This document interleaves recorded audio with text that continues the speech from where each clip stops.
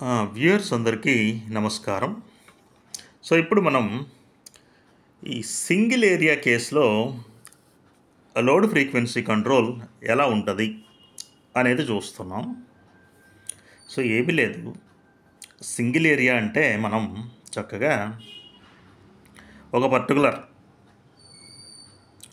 జనరేటర్ని consider చేస్తాం, దానికి సంబంధించిన ఫ్యామిలీని కన్సిడర్ చేస్తాం.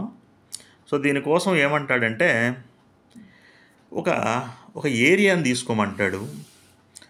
దీన్నే కోహరెంట్ గ్రూప్ అంటాడు. అంటే ఆ గ్రూపులో ఉన్నటువంటి జనరేటర్స్ అన్నీ కూడా ఒకే విధంగా రెస్పాండ్ అవుతూ ఉంటాయి. సో అవి ఒకే రకంగా స్పీడప్ అవుతూ ఉంటాయి అండ్ ఒకే రకంగా స్పీడ్ డౌన్ అవుతూ ఉంటాయి. సో ఇలా కలిగి ఉన్నటువంటి మరి ఈ గ్రూప్ మొత్తాన్ని కలిపి ఒక కంట్రోల్ ఏరియా అంటాడు, కంట్రోల్ ఏరియా అంటారు. సో ఈ కంట్రోల్ ఏరియాలో ఉన్నటువంటి ఈ గ్రూపులో మనం ఏం చేస్తున్నాము అంటే ఒకే ఒక జనరేటర్ని మనం తీసుకుంటున్నాం. Only one generator. We are considering only one generator instead of considering all the generators. ఏముంది, అన్నం ఉడికిందో లేదో చూడాలి అంటే ఒక మెతుకు చూస్తాం కదా, ఇదిగో ఇది కూడా అంతే. సో దీనికోసం ఏం చేస్తున్నాము, ఒక టర్బో జనరేటర్ని తీసుకుంటున్నాము. అంటే టర్బైన్ సహాయంతో తిప్పేటటువంటి ఒక జనరేటర్ని తీసుకుంటున్నాము. Okay, let us consider one turbo generator supplying ఇదిగో isolated load to see its response. ఆ లోడ్ కూడా ఐసోలేటెడ్ అనమాట, అంటే మిగతా వీటితో కూడా సంబంధం లేదు, దాని ఒక్కదాని మీదే ఆ లోడ్ పడింది అని అర్థం. We have to consider the response of the following. దీని మూలంగా మిగతా వాటి రెస్పాన్సెస్ ఏ విధంగా ఉన్నాయి. ఆ మొదటిది ఏంటి అంటే మరి స్పీడ్ గవర్నర్ రెస్పాన్స్ ఎలా ఉంది, టర్బైన్ రెస్పాన్స్ ఎలా ఉంది, లోడ్ మోడల్ యొక్క రెస్పాన్స్ ఎలా ఉంది అనేది మనం చూడబోతున్నాం. అది చూసే ముందు మరి దీని యొక్క స్కీమాటిక్, ఈ టర్బైన్ యొక్క స్పీడ్ గవర్నర్ సిస్టమ్ ఇదిగో మొదటి దాన్ని చూడబోతున్నాం. 3 పార్ట్లు ఉంటాయి దీనిలో let us consider a turbo generator supplying isolated load. Turbo generator supplying isolated లోడ్లో మనం ఒక పర్టికులర్ జనరేటర్ కంట్రోల్ ఏరియాలో ఎక్కువ జనరేటర్స్ ఉన్నటువంటి ఒక ప్లాంట్లో ఒకదాన్ని కన్సిడర్ చేసాం. ఆ ఒకదానిలో ఇదిగో ఈ 3 భాగాలు ఉంటాయి. వాటిల్లో ఇదిగో ఈ మొదటి భాగాన్ని మనం చూస్తున్నాం. సో ఈ మొదటి భాగంలో ఇదిగో చూస్తున్నారు కదా, దీనిలో స్పీడ్ చేంజర్, అన్నిటికన్నా ముందు చెప్పాలి అంటే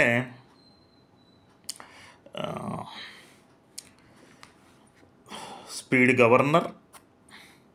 గవర్నర్ కనిపిస్తుందిగా, స్పీడ్ చేంజర్, మరి హైడ్రాలిక్ యాంప్లిఫైయర్.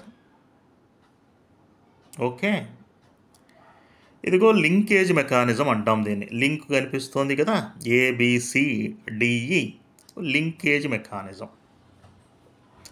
మరి స్టీము ఎంటర్ అవ్వడము, ఇదిగో టర్బైన్లోకి ఇలా వెళుతోంది. టర్బైన్లోకి ఇదిగో ఇలా వెళుతున్నప్పుడు ఇదిగో చూస్తున్నారుగా, టర్బైన్లోకి వెళుతున్నప్పుడు మరి ఎక్కువ స్టీము టర్బైన్లోకి వెళ్ళాలి అంటే ఇదిగో ఈ వాల్వ్ అనేది ఇలా ఓపెన్ అవ్వాలి కదా, అప్పుడేగా ఎక్కువ స్టీమ్ వెళ్ళేది. అలా కాదు, తక్కువ స్టీమ్ చాలు అంటే ఇది పైకి మూవ్ అవ్వాలి కదా. దాని యొక్క మూమెంట్ అనేది ఇదిగో main piston and hydraulic amplifier, దీని యొక్క ఆధారంగా ఇది పైకి వెళ్ళడము కిందకి రావడము అనేది జరుగుతూ ఉంటుంది. సపోజు హై ప్రెషర్ ఆయిల్ ఇలా ఎంటర్ అయింది అనుకోండి. ఇదిగో ఇక్కడ వస్తుందిగా, ఇక్కడ నింపబడుతుందిగా హై ప్రెషర్ ఆయిల్. నింపబడినప్పుడు ఇది కిందకి నెడుతుందిగా, ఇది కిందకి నెడుతుందిగా. ఇది కిందకి నెట్టినప్పుడు ఏమవుతుంది? న్యాచురల్గా ఇదిగో ఇది పైకి వెళ్ళిపోతుందిగా. సో ఈ హై ప్రెషర్ ఆయిల్ యొక్క ఎంట్రన్స్ను బట్టి ఈ గేట్ వాల్వ్ అనేది ఓపెన్ అవ్వడము, క్లోజ్ అవ్వడము, తదనుగుణంగా ఈ లింకేజ్ మెకానిజం యొక్క మూవ్మెంటు, స్పీడ్ గవర్నరు, మరి ఈ స్పీడ్ చేంజరు, లోడ్ను బట్టి స్పీడ్ చేంజ్ అవ్వటం, దాన్ని బట్టి స్పీడ్ గవర్నర్ సెన్స్ అవ్వడం, దాన్ని బట్టి లింకేజ్ మెకానిజం చేంజ్ అవ్వడం. సో ఈ ఆయిల్ అనేది ఈ హైడ్రాలిక్ యాంప్లిఫైయర్లోకి ఎంటర్ అవ్వడం. సో ఈ గేట్ అనేది ఎక్కువగా ఓపెన్ అవ్వడమా, తక్కువగా ఓపెన్ అవ్వడమా, ఇది ప్రొసీజర్ అంతా కూడా. సో దీన్ని కనుక తీసుకున్నట్లయితే ఇప్పుడు దీని యొక్క పార్ట్స్ని మనం గమనించినట్లయితే ఫ్లైబాల్ గవర్నరు, ఇదేంటి, ఇది మెయిన్ అన్నమాట. ఇది ఫ్లైబాల్ గవర్నర్ అనేది, ఫ్లైబాల్ స్పీడ్ గవర్నర్ అనేది heart of the system which senses the change in speed. This is the heart of the system which senses speed యొక్క చేంజ్ లేదా ఫ్రీక్వెన్సీలో చేంజ్ని ఇది సెన్స్ చేస్తుంది. స్పీడ్ ఇంక్రీజ్ అయ్యిందనుకోండి, ఫ్లైబాల్స్ దూరంగా జరుగుతాయి, moves outwards, and point B on the linkage mechanism moves downwards. Point B అనేది ఇందాక చూసిన డయాగ్రామ్లో కిందకి మూవ్ అవుతుంది. The reverse happens when the speed decreases. అది మొదటిది. రెండవది వచ్చేసరికి హైడ్రాలిక్ యాంప్లిఫైయర్. ఈ హైడ్రాలిక్ యాంప్లిఫైయర్ అనేది చెప్పాను కదా, ఒక పైలట్ వాల్వ్ ఉంటుంది, మెయిన్ పిస్టన్ ఉంటుంది. పైలట్ వాల్వ్, మెయిన్ పిస్టన్ మనం చూసినట్లుగా. So low power level pilot valve moment is converted into high power level piston valve moment. ఇది ఎలా? మరి ఆయిల్ ఎంట్రన్స్ ద్వారా ఇది సాధ్యం. దీని ద్వారా it is necessary to open or close the steam valve against high pressure steam. So steam వాల్వ్ని ఎక్కువగా ఓపెన్ చేయాలా, తక్కువగా ఓపెన్ చేయాలా అనేది ఇది చెప్తుంది. తర్వాత లింకేజ్ మెకానిజం ఏం చెప్తుంది? ఇదిగో దానిలో ఏబిసిడిఈ ఉన్నాయిగా. ఈ ఏబిసినేమో రిజిడ్ లింక్, ఎక్కడ బి దగ్గర ఫిక్స్ చేసినట్లు. సిడిఈనేమో మరొక రిజిడ్ లింక్, డి దగ్గర పివోట్ చేసినట్టు. మరి it provides moment to the control వాల్వ్కి మూమెంట్ని ఏర్పాటు చేస్తుంది. In proportion to change in speed చేంజ్ని బట్టి మరి it provides moment to the control valve. It also provides feedback from the steam valve movement, link 4 దగ్గర. So this is about linkage mechanism. ఇంకా నాలుగవది speed changer. It provides steady state power output for a టర్బైన్కి steady state power output setting for turbine.